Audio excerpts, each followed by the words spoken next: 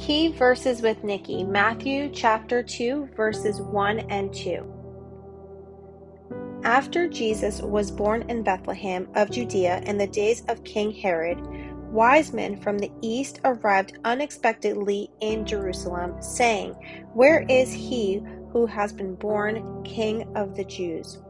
For we saw his star in the east and have come to worship him."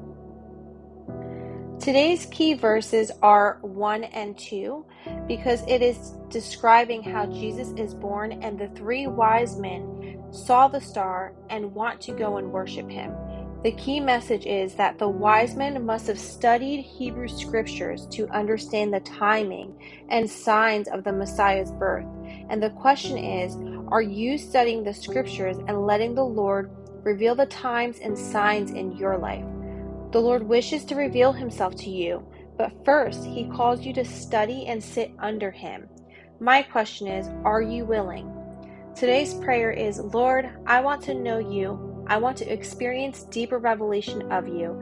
I ask that you would remove all distractions and that a hunger for your word would fill my belly.